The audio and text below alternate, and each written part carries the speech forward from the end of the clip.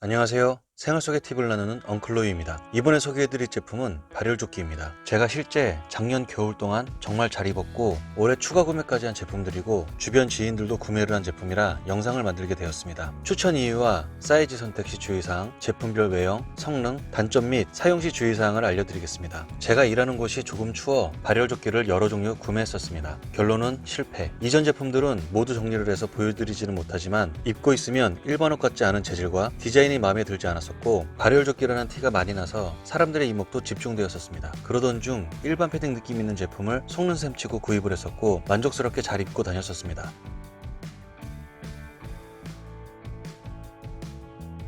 제가 이 제품을 추천드리는 이유는 발열 성능도 괜찮았지만 가장 큰 이유가 물 세탁이 된다는 것이었습니다. 판매 페이지에는 물 세탁이 가능하고 물에 넣었다가 빼는 정도여서 한 시즌만 입고 버려야 되나 생각했었습니다. 입는 중간중간 목 부분은 손 세탁을 했지만 전체 세탁은 발열 기능이 고장이 날까봐 못했었습니다. 그래서 작년 겨울 시즌이 끝나고 궁금하기도 해서 입었던 제품을 세탁기에 돌려보았습니다. 처음엔 세탁기에 울 세탁 모드로 했었는데요. 너무 약한 느낌이 들어서 과감하게 표준 세탁 모드로 돌렸습니다. 어떻게 되었을까요? 이렇게 고장나지 않아 리뷰를 찍게 되었습니다. 세탁을 마치고 나니 떠오른 아이디어가 이렇게 세탁망에 넣고 돌리면 더 좋았었겠다는 생각이 뒤늦게 들었습니다. 저는 세탁기를 사용했지만 혹시 물 세탁을 하시려는 분들은 고장에 대한 마음의 준비를 하시고 빨래를 하시는 게 좋을 것 같습니다. 물 세탁의 방법은 개인의 선택입니다.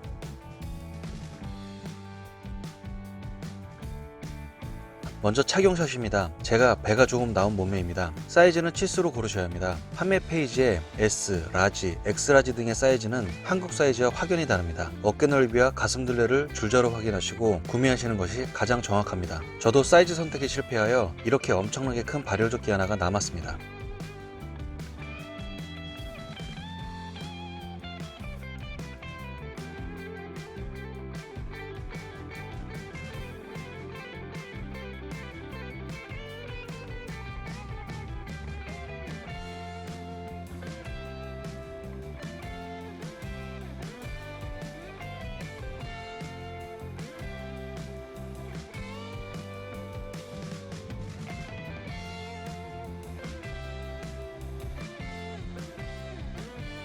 총 4가지의 디자인을 소개해드리겠습니다. 먼저 후드가 없는 발열조끼입니다. 보시는 것처럼 패딩의 볼륨감은 상세 페이지보다 조금 부족한 느낌입니다. 가격을 먼저 생각하시고 보신다면 나름 적당한 품질일지도 모르겠습니다. 외부 양쪽에 지퍼가 있는 포켓이 있습니다.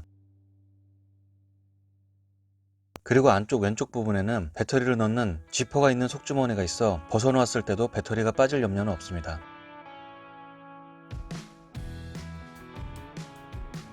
오른쪽에는 입구에 벨크로로 살짝 닫을 수 있는 일반적인 속주머니가 있어 간단한 물건을 넣을 수 있습니다. 안쪽 등 부분에는 은박으로 된 발열 반사판이 프린팅되어 있습니다. 콜롬비아 옴니트 제품에 있는 것과 비슷하고 느낌상 몸에서 발산되는 열기를 잡아주어 따뜻하게 해주는 기능을 하고 있는 것 같습니다. 후드가 있는 발열조끼입니다. 이번에 새로 구매한 제품인데 판매 사이트 사진과 비슷하게 패딩의 볼륨이 꽤 괜찮았습니다. 모자에도 충전재가 있어 살짝 볼륨감이 있고 필요에 따라 탈부착이 가능합니다. 외부 양옆에 지퍼가 달린 포켓이 있고 내부 왼쪽에는 지퍼가 달린 배터리 주머니가 있습니다. 하지만 모자가 없는 발열조끼처럼 오른쪽에 추가적인 안주머니가 없습니다. 등 쪽에는 발열 반사판이 프린팅되어 있습니다.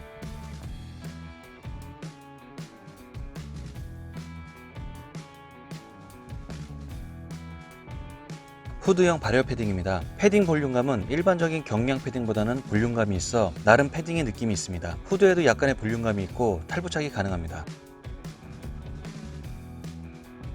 외부 양옆에 지퍼가 달린 포켓이 있고 내부 왼쪽에 지퍼가 달린 배터리 주머니가 있습니다.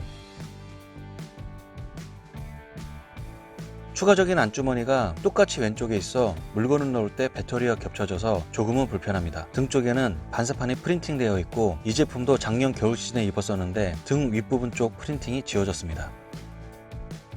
마지막으로 V넥 발열조끼입니다. 이 제품은 올해 신제품인데 정장 자켓 등을 입을 때 기존의 다른 제품은 목까지 올라오는 디자인이라 같이 입지 못했지만 이 제품은 V넥이라서 같이 입기 괜찮을 것 같아서 구매하였습니다. 앞서 말씀드린 제품들과 달리 자켓 안에 입는 용도로 나온 듯하여 볼륨감보다는 두께에 초점을 맞춘 것 같습니다. 외부 양쪽에 지퍼가 달린 주머니가 있는데 왼쪽 주머니에 배터리를 넣는 구조입니다. 배터리를 사용할 경우 왼쪽 주머니가 꽉 차서 손을 넣거나 물건을 넣기에는 불편합니다. 그리고 안쪽에 속주머니가 없습니다. 안감은 부드럽고 보온이 잘 되는 소재를 사용하였습니다.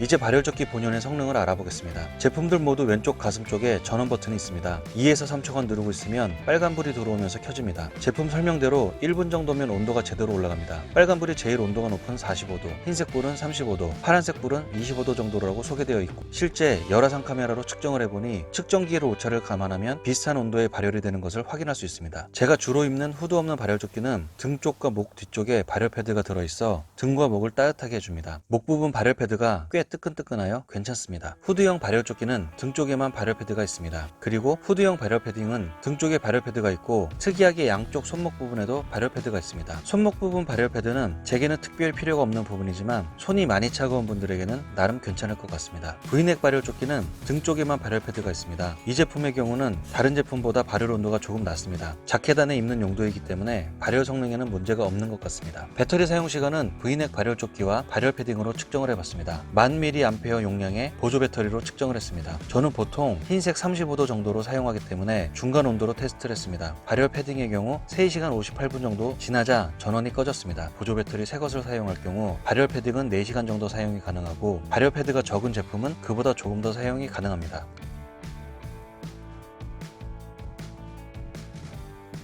제가 지난 시즌 내 입으면서 알게 된 사실입니다. 발열 패딩의 소매 부분 봉제실이 약합니다. 그래서 입다 보면 여기저기에 걸리면서 실밥이 뜯어집니다. 그리고 겉감과 안감 재질이 모두 폴리에스테르로 되어 있어 다른 옷들보다 정전기가 조금 더 많이 생겨서 신경을 많이 써야 합니다. 저는 정전기 방지 제품을 필수로 가지고 다닙니다. 주의하실 점이 있는데요. 보조 배터리의 경우 용량이 5000mAh인 새 제품을 사용했었는데 발열조끼에만 사용했던 보조 배터리가 갑자기 고장이 났습니다. 8000mAh 용량의 제품도 사용했었는데 8000mAh의 제품은 이상이 없었습니다. 사용 시간을 감안하면 최소한 1000mAh 이상의 보조 배터리를 사용하시는 것을 권장드립니다. 그리고 배터리 용량을 표시해주는 제품의 경우 용량 표시에 에러가 생깁니다. 2시간 정도 사용하고 배터리 용량을 체크하면 90에서 100% 표시가 됩니다. 사용하는 내내 찜찜함이 있지만 실제로 배터리 성능이 갑자기 저하되거나 고장나지는 않았고 올해도 12월부터 계속 사용하고 있지만 1000mAh 이상 보조 배터리는 아직까지도 이상이 없습니다. 2만원 후반대의 제품치고는 겨울 내내 따뜻하게 잘 입을 수 있어 작년에도 그리고 올해도 잘 입고 있고, 디자인이나 성능이 좋은 제품이 새로 나오지 않는다면 내년에도 직장에서나 외부 활동 시 따뜻하게 잘 입을 수 있을 것 같습니다.